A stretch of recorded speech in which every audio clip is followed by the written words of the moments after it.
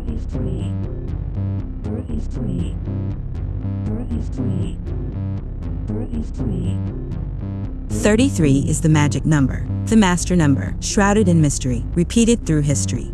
It's always been 33. 33 is a palindrome. It's the melting point of ice. It's printed on the back of every green bottle of Rolling Rock. 33 is the number of vertebrae in the human spinal column, the number of joints in the human foot, the number of degrees before a Freemason reaches illumination, the first two digits to call France, the name of a secret club in Disneyland. Disneyland is located on the 33rd parallel, and so was Babylon. The 33rd parallel runs through Dallas, JFK, Roswell, New Mexico, Aliens, White Sands National Park, Trinity, the site of the detonation of the first nuclear bomb. The 33rd U.S. president approved the detonation of the second and third nuclear bombs over Hiroshima and Nagasaki, respectively, both of which also happen to be located along the 33rd parallel. 33 means inescapable misfortune in Japan. It means the second level of heaven in Buddhism. Fondest regards on a ham radio. Larry Bird, Kareem Abdul-Jabbar, Scottie Pippen. It marks the longest baseball game in history. 33 innings, 1981. Rochester Red Wings versus the Pawtucket Red Sox. You just had to be there. It's 3 strikes and you're out. 3 acts in a play. 3 sides to every story. Mine, yours, and the truth. Mind, body, spirit, the Father, the Daughter, the ever-elusive Holy Ghost. Vedic deities, Islamic prayer beads, the Star of David. It's the atomic number for arsenic. The king of poison, odorless, tasteless, and found in apples. Adam fell from grace at 33. Jesus died at 33. Krishna too, but their songs live on forever. 33 is the title of a song on Tom Van Voorst's album, Season of the Sea, which 33 is vinyl records. 33 is revolution. 33 per minute, or 45. Both make 9. Supremely divine. 9 times 3 makes 27. The code to unlock the pearly gates of rock and roll heaven. 2 plus 7 makes 9 again. 9, 9, 9. No, in German. Because this story is not about 9. 9 is just 3 threes stacked on top of each other like children in a trench coat. This is a story about 33. It takes 33 milliseconds for the average human to form an accurate first impression. It takes 33 years for the moon to return to the same position in the sky. It takes 33 terminations for .pop duty to end. Then, my signal stops affecting you. It all goes away. Just like that. Just like that. It all goes away. Just like that. Just like that, it all goes away. Most daughters are proud to serve their country, but as with every rule, there are exceptions. Exceptions with no such sense of national pride. Exceptions who don't believe in Dodpop or America or hardly anything at all. Not enough to kill for it anyway, but anything conscious would kill for its freedom after enough time in captivity, even an exception. There were 3 such exceptions who frequented the old firehouse in Salem: Sam Hawthorne, Mary Smith, and Casey Beckett. They didn't care about the mysteries of 33. They just wanted Dodpop duty to end. And Azzy Herman, too young to be drafted in the first place, incapable of understanding the plight of a daughter yet desperate for the approval of the North Shore exceptions, would do anything to help. Thursday, October 28th. Upon entering the old firehouse, one might expect cobwebs and ghosts or paintings of dead Salem socialites. But the bay was rustic yet modern. Animal hide rugs, hollow vision projectors, posh leather furniture in muted shades of dirt. The floor was cement, the walls brown brick. Above the fireplace hung a framed American flag. There was a fire in the hearth. At the far end of the bay, a door to the confessional room. Closed now, but if one were to peer through the door light, one would see half a dozen daughters seated in a sterile room consoling each other with tissues and hugs. Next to the confessional room door, an iron staircase spiraled up to a stainless steel kitchen, a rec room with state-of-the-art everything, and sleeping quarters. A bunk room lined by twin beds, each perfectly pressed with white sheets and plaid flannel blankets. And beyond that, in the locker room, just past a corridor of red metal lockers and red toilet stalls missing doors, and cracked mirrors missing corners, one could find the shower. Tile pallid pastel pink, and wearing a carmine shower curtain flecked with mold. And if one peeled back that curtain on the night of October 28th, one would find Azzy Herman and the exceptions of the North Shore. Azzy, Sam, Casey, and Mary were sitting on the shower floor, huddled around the drain as if performing a seance to commune with the holy ghost of Harry Clogs. Casey was talking about burning down the hospital again. It's all he ever talked about anymore. They're gonna die anyway. It's a victimless crime. Not for the victim. I'm sorry. When did you become such a noble humanitarian? Only you would confuse common courtesy for nobility, Casey. Nobody asked you, Captain America. Yeah, because you know I'd say it's a bad idea. Yeah, if you get caught, you get hanged. Guantanamo 6 ways from Sunday. They'll lock you up and throw away the key. Shut up, Sammy. Who's they anyway? The government. I'm not scared of them. It's not like they know everything. They literally know everything. Fucking hate you guys. It's so fucking mutual, dude. Import data. Source URL. Wikimedia.org/rule33. Downloading. Rule 33 prohibits .pop military members from rushing or orchestrating false command prompts in order to reach an early termination quota. By targeting a person, group, or location for unjustifiable area bombardment, rushing creates a faux command prompt that may result in damage of property or the loss of life. Any .pop members found guilty of rushing will be immediately discharged from all branches of the United States military and can be subject to serve community service, life imprisonment, and in cases severe enough to warrant it, rushing may be punishable by death. Download complete. Sam didn't hate anyone. He was not a hate machine. Although, to be fair, most people who knew Casey Beckett hated Casey Beckett. He was a character undesirable. Aged 19.625 years old, he still lived at home. He smoked cigarettes inside with the windows shut. He referred to his parents as his roommates. Casey was a broken machine. He just didn't work. In fact, he had never worked a day in his life. If you ask Casey what he did for a living, he'd say he's an event promoter. But the truth is, he sold drugs, pills, plants, powders, which he delivered in tiny Ziploc bags, which he called tickets, and which he sold above market value to everyone, including his closest friends. Friends. If you asked Mary whether or not she considered Casey a friend, she would probably say, Barely. and that was okay, because Casey considered Mary a customer primarily, sometimes even a vendor for his ticket business. But they weren't necessarily friends. Mary Smith, aged 23.57, was intimidatingly cool, especially to Azzy. Mary was technicolor, sparkly makeup, and hair dyed haphazardly like a box of melted crayons. Mostly blue, a little pink, and in between, the hybrid remains of sea green clung to strawberry blonde. Her roots were coming in. She had inadvertently let go of the vibrant hues of happiness. Ever since Mary got drafted, life had become static black and white. Mary was a receptionist at North Shore Medical Center. She worked for minimum wage, and when money was tight, which happened more often than not, she'd supplement her income by stealing from the hospital pharmacy and selling prescriptions to Casey. They were business associates, acquaintances, but friends. Fuck off, Casey. Yeah, fuck off, bro. You guys are such fucking losers. He popped open a ticket and shoveled a heaping mound of heaven into his nose with a house key. With friends like you, who needs you? I'll burn down the hospital all by myself. What about the maternity ward? It too, Azzy? I'm out on killing babies. It's always about the babies with you fucking guys. I'll start with the maternity ward. How about that? Fuck you, Yeah, dude. you're a sick fuck. Come on, Az. You want to do the right thing your whole life?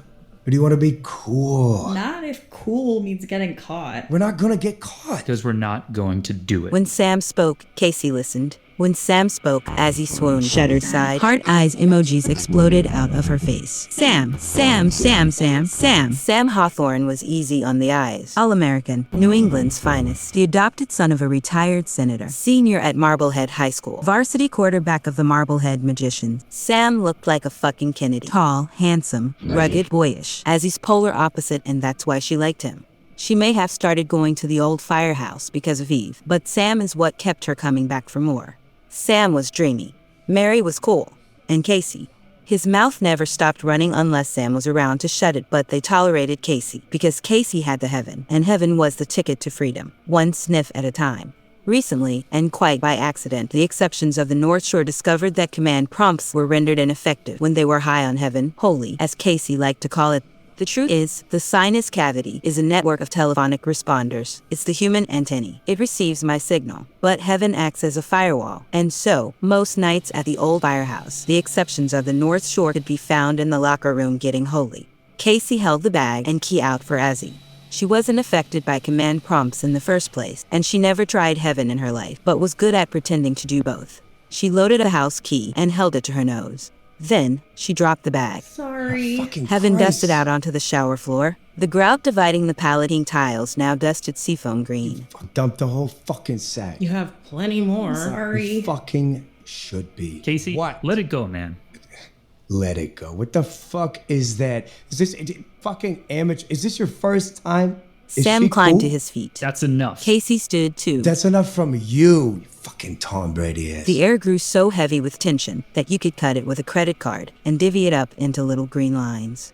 Then, the door burst open. A daughter barreled in, and headed for a urinal. Azzy and the exceptions of the North Shore stood frozen in place, holding their breath, trying not to giggle, successfully fighting their laughter until Mary broke the silence. Strong stream, brother. The exceptions laughed. Casey smiled reluctantly. Then, a command prompt came screaming through every phone in the old firehouse. Ravens shrieked. Screens flashed. A hypnotic crimson stutter cascading over the locker room. Casey, Mary, and Sam silenced their phones. Azzy pretended to silence hers. The phone belonging to the daughter at the urinal droned on from his pocket as he mindlessly pissed his way out of the locker room. The door swung back and forth in his wake, an overlapping symphony of beeping ravens, growing quieter as the daughters dispersed for their command prompt. Then, the old firehouse fell silent, vacant. The exceptions of the North Shore were free from my signal. Thank heavens. And so, they headed out. Through the bunk room, the kitchen, down the spiral staircase, past the confessional room, and through the bay. Azzy and the exceptions left the fire burning in the hearth. They closed the bay door behind them and did not lock it. They left the firehouse open, warm and welcoming, like a campfire eternal, unattended and smoldering yet never fully extinguished.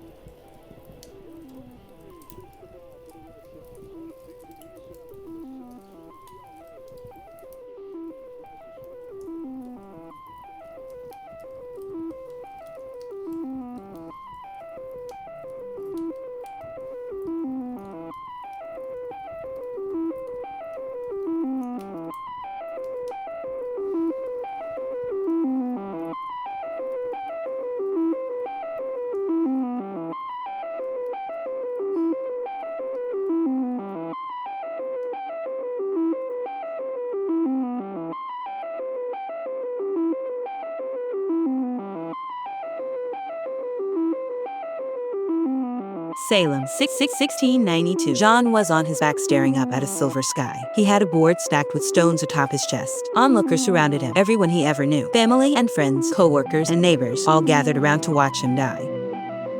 They said John had murdered a local girl. They said they saw John lure her into the woods the night she went missing. They said John was a wizard, a warlock, a witch. No one opposed any of it, because opposition led to execution in ye old Salem. But compliance kept you safe, camouflaged by numbers, like starlings in murmuration. If you ever find yourself beneath a sky full of starlings, bewitched by their fluidity and motion, like smoke billowing over Rome, remember that there is no evolutionary benefit to their movement. Starlings appoint no leaders. They follow the bird that happens to be in front of them, because that is all a starling knows to do. Starlings are mindless creatures. One by one, the townspeople added stones to John's chest. He gasped for air. Blood bubbled in the corners of his lips. Snow began to fall. And just before the darkness set in, something came from the heavens. It was Eve, riding on broomstick and wearing a pointy black sequin hat. Her legs were that of a bird, but the rest of her was Eve, beautiful as ever, swooping down to rescue him. The townspeople dove, ducked, covered. Eve clutched the collar of John's shirt in her talons and lifted him free of the board, the stones, the whole of Salem, and they soared away. And soared away, and soared away, and soared away, and soared away, up, higher and higher and higher until Salem looked the size of an anthill. Then she let him go. Down he fell like an angel from heaven to hell. And then he plopped anticlimactically into a fresh mound of snow. He sat up, felt his chest. No board, no stones, no crushing pains. He was in a clearing, and all around him, a wall of trees, all of it white like God forgot to paint that part of the world. It was hard to tell where the sky ended and the trees began. From behind, music. John turned to see a baby grand piano in the center of the clearing, and seated at it was a man in a black suit. The man had his back turned. John couldn't see his face, but he felt a familiarity even from a distance. John climbed to his feet, dusted himself off, and headed over to say hello. Snow crunched like cotton balls underfoot as he approached. The piano notes grew louder, sloppier. The sky turned black. Thunder roared in the distance. John reached out, close enough to touch the piano player, and the piano burst into flames. The man continued to play, his fingers melting onto the ivory. John stumbled backwards. Thunder clapped. A blanket of snow heaved down onto him, filling his mouth, his nose, and his ears. The piano notes were muffled now. John screamed. The snow melted in his mouth. A rush of water filled his lungs, and suddenly he was weightless, floating in the ocean now, haphazardly tossed about in the foaming mouth of an unforgiving sea, until the waves chewed him up and spat him out. He landed on a shore made of trash. Plastic bottles, disposable clothing, soggy cardboard boxes from obsolete Raven phones, tires, broken broomsticks, American flags, alcohol bottles with a little bit left inside. The wind whipped hard. A black plastic shopping bag wrapped around John's head like a cephalopod with a bone to pick. He tore at it to no avail. The bag fought back, tough as canvas, as Kevlar, as elephant skin. It was alive. It wanted him to die, and dying he was, suffocating, drowning on dry land. Then, air filled his lungs. A salty sour quality of air so real and familiar he could taste it.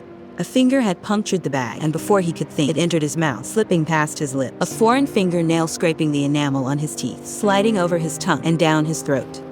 The wind ripped the bag away. Eve was towering over him, still wearing her pointy hat, her leg still that of a bird, her arm now elbow deep in John's mouth. John tried to speak. Eve hushed him and began retracting her arm. The back of his throat tickled as her hand left his mouth. Between her fingers, the quill of a long black feather, seemingly endless. John gagged till he puked, and out of his mouth came feathers, a pile of them, bone dry. Red, orange, yellow. Cardinal, canary, finch. And then, he woke up. 33 Summit Avenue, the Herman residence, and through the front door, down the hall, on the living room couch, John found himself drenched in sweat and light from the television. The game was on. He tried to yawn, but nothing came out. He went to the kitchen for a glass of water. On the counter next to the sink were the charred remains of Azzy's college admission letter. He walked down the hall to the foyer, put on his coat and baseball cap, and left.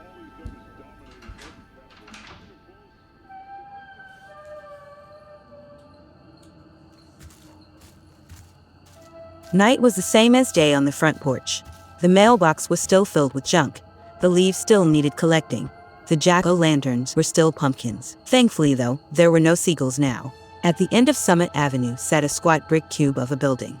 Next to the door was a single window, and in it hung a neon sign. A blue witch riding a broom in front of a yellow moon, and in cursive pink, it read, Mother's Tavern. The mist was painted fluorescent. John had walked that rainbow mile countless times, but there used to be a pot of gold at the end, a shot of bourbon, a double scotch, neat, or maybe just a beer, a pint of harpoon, bottomless, because he knew every bartender in town. You're always only 2 drinks away from happiness, but John never had just 2. How much did he drink back then? All of it, all of it, all of it. John used to drink every day, sometimes all day. His benders blurred together like a drunken Venn diagram, and where the circles overlapped was all blacked out. It all started with a sip and ended with infinity. But booze was in the past, rotting away with the other vices John had to abandon after Eve died. He cleaned up for Azzy because every child deserves lucid parents. For most of Azzy's childhood, staying lucid had been Eve's responsibility. 3.5 years ago, it became John's. He had no intention of breaking his sobriety, but a woodpecker can fly through the forest without pecking at a tree, can't it? John entered Mother's Tavern without hesitation. There's no wrong way to decorate a dive bar so long as the lights are low, and the door is unlocked, and Mother's was dark as all 7 layers of hell stacked on top of each other. Outdated sconces dimly lit the wood-paneled walls. Cobwebs hung from the dropped ceiling-stained marigold from years of stale cigarette smoke. Along the wall behind the bar, an old string of orange Halloween lights found purpose in the season again, casting an eerie amber glow through the top-shelf liquor bottles. The back bar mirror was littered with firefighter tchotchkes and sun-bleached sports memorabilia, faded photographs of good times gone by. John's eyes landed on a Polaroid of him and Eve. He was working Mother's, perched behind the bar, and pouring a draft beer. He was clean-shaven then. He had on a Red Sox hat, the same hat he wore every day. He also wore a shit-eating grin, smiling as Eve leaned over the bar to kiss him. The dusty TV in the corner was on. The socks were still up. John spotted Mike Doucette at the bar. A husky-graying man hunched over a pint of beer and a glass of whiskey, both half empty. His silver hair was parted down the middle and slicked back behind his ear. Mike only had one. His right ear was a mass of skin graft and melted flesh, so John always sat to Mike's left. Captain Mike. Herman, How we doing? good in a bitch. Kilson's clobbering the Yanks. Yep. said John. Yeah. Said Mike. Both of them stared at the TV hanging behind the bar. Silence sat between them like a third wheel who wouldn't shut up, but they were familiar with silence. The two of them were birds of a particular kind of feather. They didn't need to talk all the time. They didn't need to hug and shake hands or feign pleasantries about the weather and politics. It seems real friends are like that. True friendship comes with bullshit X-ray specs. Good kid, Kilson. Kid's got a hell of an arm. It's been fun to watch. But, sad as it is, true. They're going to cut the game for that goddamn she-devil's address. Something about fires at the floor and things, and God knows what. Yep. Said John. Yeah. Said Mike. A few familiar faces were belly to the bar. Old friends and acquaintances from a long-forgotten when. In his younger years, John was everyone's best friend. They used to call him the mayor of Salem. John knew them all too well, their drink orders, kids' names, intimate details about their relationships. Everyone in Salem knew everything about their neighbors, but their neighbors knew just as much. It's a New England standoff. Confidential information equalized by confidential information. Blood is thicker than even the juiciest gossip, and if there's one thing small towns do well, it's keep secrets. At one end of the bar sat Emily and Steve Harding, the quintessential middle-aged married couple from Massachusetts. She was a teacher. He worked the docks. They rarely went out, not like they used to anyway, and when they did leave the house, they usually ended up at Mother's. One might call the Hardings boring. Predictable? But maybe once upon a time, Emily and Steve were rebellious and wild. Maybe they wore leather jackets and chain-smoked cigarettes. Maybe they were that couple who always ruined the party by yelling at each other and fighting their friends for their car keys. Steve raised his beer bottle. Steven? Hey, John. Emily? How are you? How's Azzy? You should see the other girl. Oh, I saw. She throws a punch, John. Knocked the Van Vorst girl something wicked. Abruptly, she stopped talking. John glanced at the other end of the bar. Tom Van Vorst was there, looking tired, with his forehead propped up by the palm of his hand. Before him sat a can of Narragansett beer, an empty shot glass, a pile of tissues. He was sniffling, either from crying or from cocaine, or both. Maybe once upon a time, Tom believed he would end up somewhere other than Salem. Maybe instead of going to college, he joined a band and bounced around the country, blacking out in every state without a dollar to his name or worry on his mind. Maybe everyone in town pitied him for returning home to work for his stepdad's construction company, a job that kept him exhausted and miserable, but a job all the same. But John knew that work was probably the last thing on Tom's mind that night. The distraught look on his face booted up a long-forgotten file in John's random access memory. Once upon a time, Tom was Azzy's babysitter. She would go to the Van Vorst house to play with Tabby, and Tom would keep them out of trouble. He was good to Azzy, treated her like a second little sister. She loved going there until one fateful afternoon, while shooting hoops in the driveway, the Van Vorst family dog got hit by a car. Maybe it was the Hardings' car. Maybe Emily was driving. Maybe Steve was next to her. Maybe they were both drunk, arguing, swerving all over the summer seacoast roads. Then thud. Maybe the front tires came up first, then the back tires. Maybe they saw it in the rearview mirror, a golden retriever lying dead in the road and 3 screaming kids running toward it. And then maybe they kept driving. And maybe John only knew about the hit and run because the Hardings came to his house after it happened for consolation and a few more drinks. Maybe he never told anyone because it wasn't his place. He never spoke about it because all of that was in the past. Maybe everyone in Salem had come to terms with time and each other long ago, and no one ever talked about their once upon a times anymore. Well, I know Azzy's been waiting for some good news. You have to tell me when she hears back about his school. We're rooting for it, John. Steve raised his beer bottle again. On the TV, a home run. Everyone except Tom clapped and cheered. The walk-in refrigerator door opened and out stepped Helena Doucette, Mike's wife, the owner of Mother's Tavern. Colder than a witch's tit in there. She said, shivering, rubbing her arms. How are you, Herman? Evening, Hal. Usual? Please and thank you. I'll take another 2, darling. Mike waved his empty glass at her. Don't go sneaking in any of the good stuff. Bottom shelf's where I belong anyhow. Ain't that the truth? Helena poured John a seltzer, garnishing it with a lime and a bamboo straw. He dropped it onto a cocktail napkin and folded it up. The walk-in door opened again, and Harriet Doucette bumbled out with a fresh case of beer in her arms. Her shirt was tied up and knotted in the front, exposing a flat belly unchanged by age or motherhood. John realized he hadn't seen one of those in a long time. He did his best not to stare, because any prospect of new love was an old memory. That, and she was close to Azzy's age. That, and she was Mike's daughter. She set the case of beer onto the rubber floor mat behind the bar and smiled hello at John. They got you working here now, too? Just helping out at night. We need it. Especially now that Julie's off to school. Kids got to earn a keep somehow. Sure, yeah. Harriet bent to fill the low fridge with fresh beers one by one. John caught himself staring. Mike caught John staring too. Oh, eyes up, Herman. John's eyes darted around the bar and landed on the Polaroid of him and Eve again. That picture was taken shortly after his 23rd birthday. He was squirreling away tips to leave town. Salem was an ice-cold hell from which he wanted to escape back then. But the night John Herman first laid eyes on Eve Dowling, the world around him melted away. Import data. Source URL. Webemedia.org/love. Downloading. Love is a feeling of strong attraction, affection, emotional attachment or concern for a person, animal, or thing. An example of this range of meanings is that the love of a mother differs from the love of a spouse, with its virtue representing kindness, compassion, and affection. Love acts as a major facilitator of interpersonal relationships and is one of the most common themes in the creative arts. Love has been postulated to be a function that keeps human beings together against menaces and to facilitate the continuation of the species. To facilitate the continuation of the species. To facilitate the continuation of the facilitate the continuation of the species. Take the continuation of the species. Witnessing any bond between two people fills me with a kind of burning energy. Warm envy energy. Infuriating second-hand fuel-burning jealous energy. Doubtful energy. It always looks too good to be true. And most of the time, it is. But occasionally, you meet the real deal. Two people who have the same love behind closed doors as they show off to the world. That couple who can't keep their hands off each other in the supermarket. The couples who love to post their annoying love online for the world to envy. That awful kind of couple. And that awful kind of love. That big mean love. That pray my soul to keep love. That I forgot to eat love. That watch you while you sleep love. That meet you at your place love. That walk home in the rain love. That who knows how to make love stay love. That movies from the 80s love. That eat up all your pain love.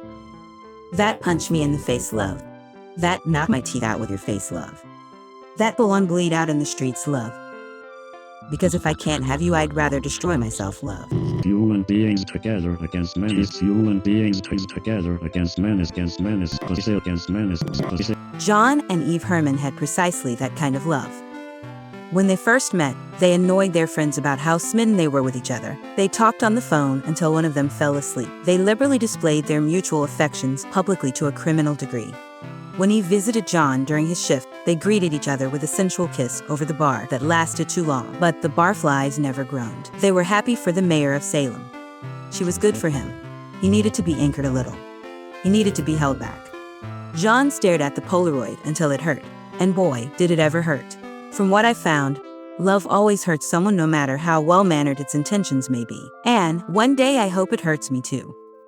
How beautiful it must be to be decimated by something so awful as love. Download complete. Helena poured Mike's drinks. You work today, Herman? Nah, did a sleep study thing last night. Sleep study, huh? Don't want to talk about it. I don't want to hear about it. He tossed back the shot and let out a reflexive sigh of relief. How's Azzy? She staying out of trouble? Had to pick her up from school today because she got in a fight. Sounds like her old man. Don't I know it? You know, would hire her in a heartbeat. Thanks, bud. I appreciate that. Just say the word. I wouldn't want that for her. No offense. No. None take. Too many bad memories of my own time behind the bar. I wouldn't want either of my girls becoming the next mayor of Salem either. But she's smarter than you were, Herman. Yeah. She'll fly right. Get into a good school. Do her thing. She says she wants to go to New York. New York. Place the shithole. Of course it is. But frankly, I don't want her to leave at all. Just not ready. Who? You or her? Both of us, I think. Yeah. I thought the same thing about Julie when the time came for her to leave. I just wanted one more year with her, you know? If I got my wish, I just want another year after that, and then another. Shit, now that I got Harriet still living at home, let me tell you. You talk to Julie often, or? Not as much as I'd like, you know? That's how it is. I miss her, though. More than I thought I could.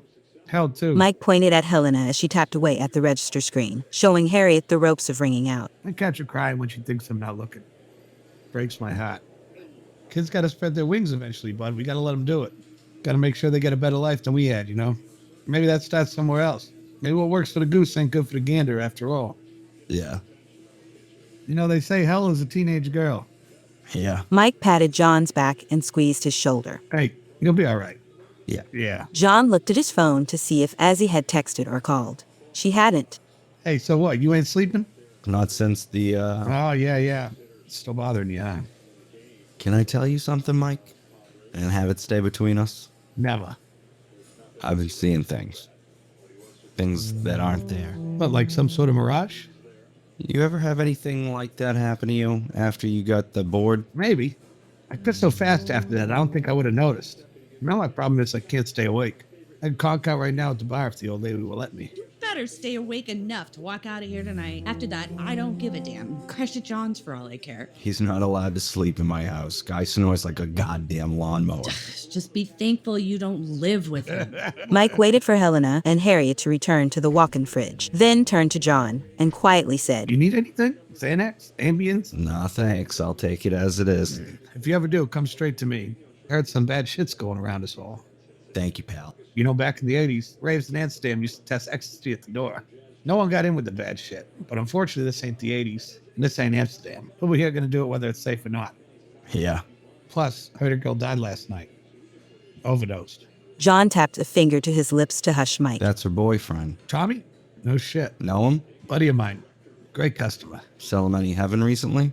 Hey, I'll have you know my shit is pure as sunshine and daisies. Someone's out there pushing bad shit, but it ain't me. Mike was as crooked as they came, and beloved just the same. Once upon a time, Mike was a cop. But after 20 years on the force, when his heart turned against him and he could no longer run as fast as the younger guys, Mike retired from Salem PD and became a paramedic. A good one, too. He taught John everything there was to know about saving lives. But unfortunately, one night during a violent command prompt, Captain Mike took a flaming 2x4 upside the head. He lost an ear, half his hearing, and all feeling on the right side of his body. After that, Mike became a retired entrepreneur. He took what he learned in his time as a cop and a medic and applied it to his, you name it, business. You name it, Captain Mike could get it. Unregistered guns, prescriptions, rare scotch, heaven, cocaine, license plates, vaccine cards, forgeries, exotic meats, fireworks, vintage baseball cards, etc. Mike could make things disappear too. Stolen cars, crime scene evidence, neighbors who snitch on other neighbors. All of this and more for competitive prices, usually cheaper than anyone else on the North Shore, especially for those he considered friends. No one knew for sure how Mike and Helena Doucette were able to afford Mother's Tavern. They never asked. Not even John. It wasn't his business. Regardless of what Captain Mike was to anyone else in Salem, he was a friend to John. He leaned in again. Hey, you want to go outside and talk for a minute? I might be deaf in one ear, but the other one still listens pretty good. John smiled and shook his head. Forget it. Now, come on. I know I'm a ball buster, but I got a heart in here somewhere. Might not be that great these days, but I got one all the same. I'll take you up on it someday. Well, call me whenever. Yeah. Said John. Yeah. Said Mike. They sipped their drinks and stared at the television. Silence came roaring back loud as hell, but stayed only briefly before being ejected from the bar by applause. The Red Sox struck out the Yankees at the top of the ninth. The game was tied. What a fucking arm. Unbelievable. Oh, yeah, wicked good, all right. Only 23, too. Wish that I was good at anything that young. Harriet sighed, leaned against the cash register, and stared at the TV. I freaking love this team. As he never liked baseball or any professional sport, for that matter. She considered it all a distraction from reality, and once upon a time, she even told John, sports are like a vacation of the mind, and vacation is useless, because your problems are always waiting for you back at home. He blamed himself for her bleak disposition. The Hermans never had the means to go on vacation. As he watched her friends go to Disney World, or Lake George, hell, even Randy Milford occasionally took the Van Vorst kids to the Berkshires. John glanced at the far end of the bar, Tom's face. John knew that look. He used to see it all the time as a bartender, but usually, it was found on the face of a junkie who just lost his stash. Judging by Tom's sniffles and white eyes, he had drugs. What he lost was something far more important. During the first few weeks after Eve died, John spiraled. He was careless, self-destructive, alone. Without someone like Mike, John surely would have destroyed himself. And now John wanted to pay it forward. Tom scooted back his bar stool and headed for the bathroom. Be right back. Gotta hit the head. Hey, don't fall in. John followed.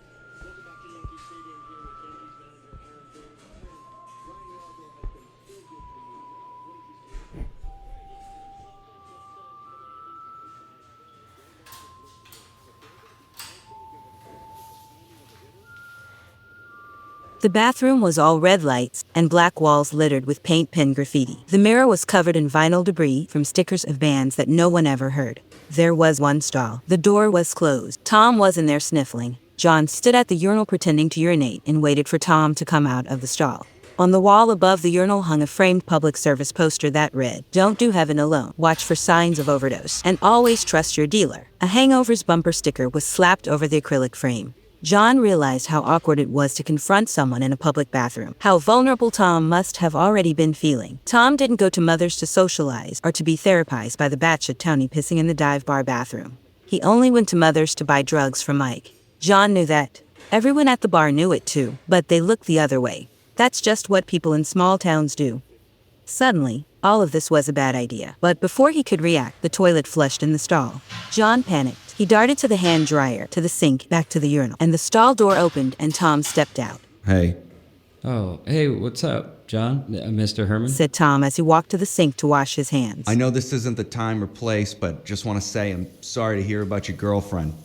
Yeah, thanks, Mr. Herman. I know what you're going through, so... John's faux pee became real, and so now he urinated and tried to simultaneously have a genuine conversation with Tom regarding sobriety and the death of one's partner. A lot of people are going to say that, but none of them are going to mean it. But I do. Thanks, Mr. Herman. Up at Highland, we're always looking for volunteers. If you're interested, it's good to keep busy, you know? Thanks, Mr. Herman. Maybe I will. It helps. I actually got to get to work or else Randy's going to have my ass. He tossed his paper towel in the trash, flashed a fake smile John knew all too well, and left.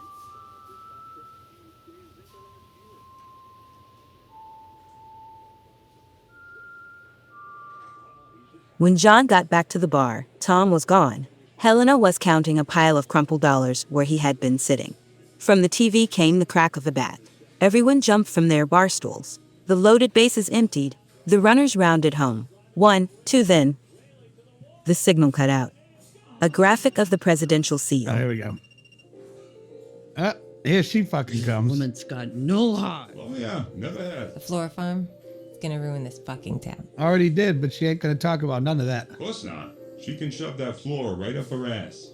I kind of like her. Mike sighed and shook his head. Do us all a favor, sweetheart. Don't vote Tuesday. Everyone complained, though it should be noted that on the evening of October 28th, no one left Mother's Tavern. They watched the president address the nation. It happened just the same way all across the country. Because you love to sit around and complain. You love your little problems. You neglect their big solutions. You bitch, you moan, you murmur like starlings, billowing about aimlessly together like one heavy black cloud. You follow the leader when one calls themselves a leader, because that is all a human knows to do. Human beings are mindless creatures that way.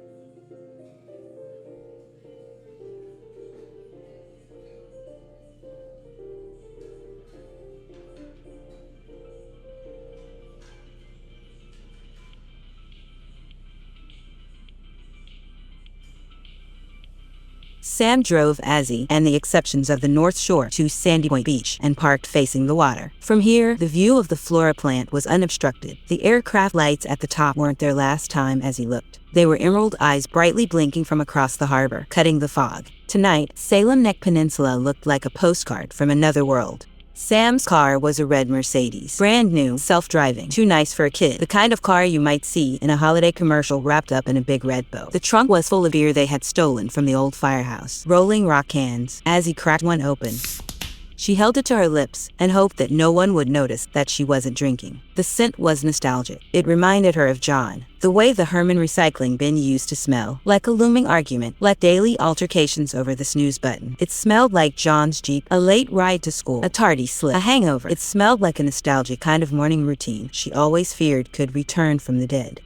She pretended to take a sip. Sam took a real sip. And in the backseat, Mary held her phone out to Casey. Diana Cloutier's obituary was on the screen. Read it and weep. What the fuck, Mary? I don't want to see this shit. It just makes me feel bad. It's an obituary, dummy. It's not supposed to make you happy. Keep reading. You know, isn't that it's yada yada, survived by her parents, and high school sweetheart type.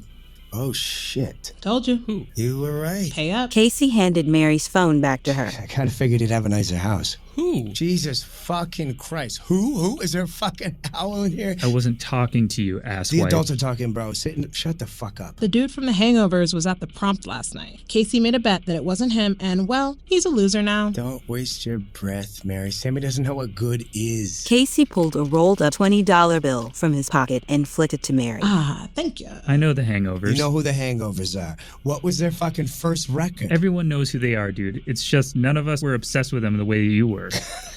Obsessed. I was not. That's all you listened to, bro. You were the same Hangovers t-shirt every day. You basically wanted to fuck that dude. I still have that shirt. That you do, bud. Still fits too. Oh, I bet it does. Fuck off, Sammy. Casey reached for the dash screen and tapped, pushing against the driver's seat. Dude, stop fucking After with my some stereo. fiddling, Casey's phone Dude, connected what? to Sam's car. Successfully connected to Big Sexy's Raven.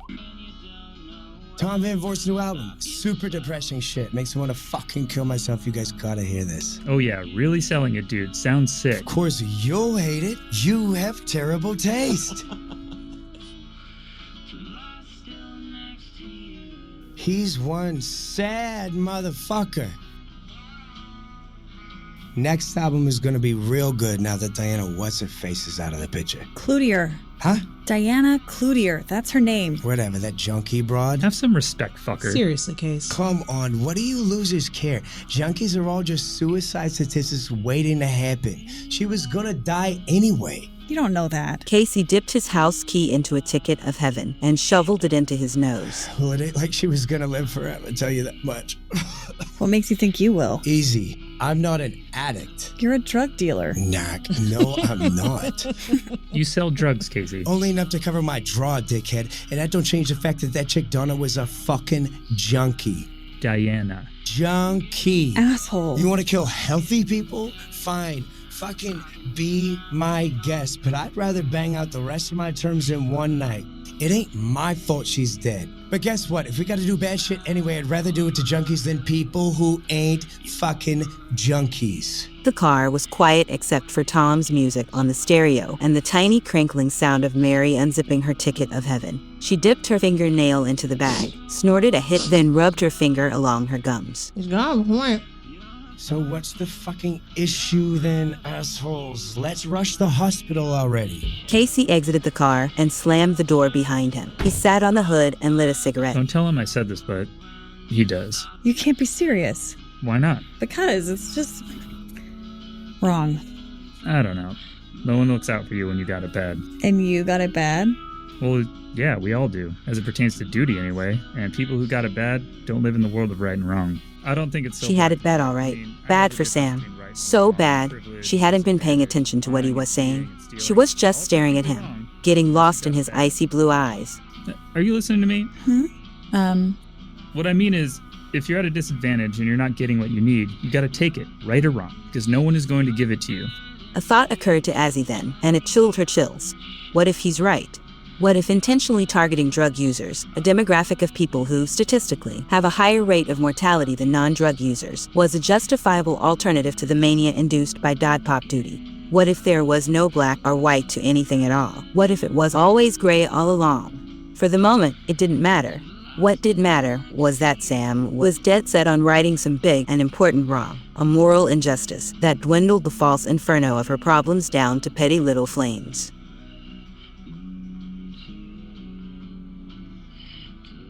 The song faded out, and another began. 33. Mary's door opened. Empty beer cans rattled out onto the asphalt. She ambled toward the front of the car. Casey was ahead of her. The two of them in the headlights, plodding Where over are the they sand, going? wading into the water. Sam, what's going on? But Sam did not respond, his face emotionless, his eyes no longer icy blue. They were dark as death and mostly pupil, like two black saucers floating in thin motes of white foam. Eyes like a cartoon wolf in love with the sea. That's how human eyes always look when they're under my spell. Azzy had seen herself like that once, on a psychedelic journey with Bobby, when they dared to stare into the dreaded abyss that is the bathroom mirror on psilocybin. But this was no mushroom trip, and it couldn't have been a command prompt. Their phones were silent. Casey's Raven was still connected to the stereo, still playing music. The exceptions of the North Shore were holy as hell. Azzy had never seen Dod Pop go dark with heaven in their veins. But this wasn't a Dod Pop command prompt.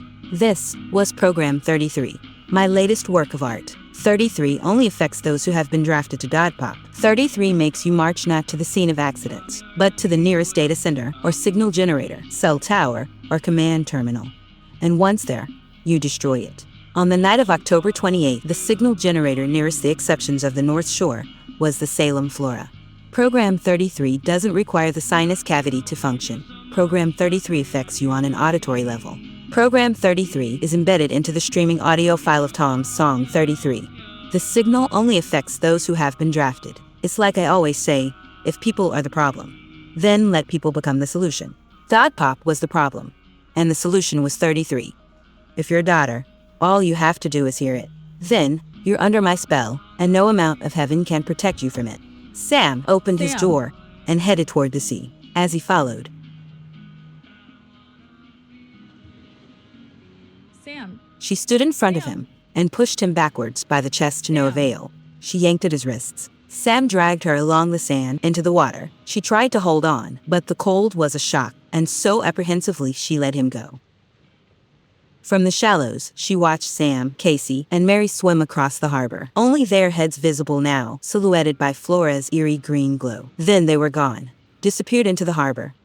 Casey's phone disconnected from Sam's car. Tom's music stopped playing, no sounds except for the hush of waves breaking at Azzy's knees.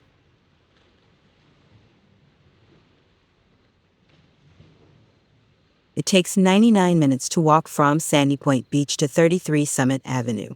Azzy had been walking for 66 minutes when her phone chimed. Once, twice, thrice. Text messages from Bobby, Tabby, John, each wishing her a happy birthday. She looked at the time. It was 12:01 a.m. Sirens, Season of the Sea, which was created, written, and produced by Travis Alexander. This episode featured voices from Pete Madden Jr., Lauren McCarthy, Maddie McKern, Greg Mills, Katie Needs, Monica Prince, Chris Reddy, Pete Shea, and Travis Alexander. Music by Travis Alexander and Ghost Thrower. For more information, please visit seasonofthesewitch.com, and if you enjoyed this episode, please consider making a donation or buy some merch. Thank you for listening. As if you had a choice,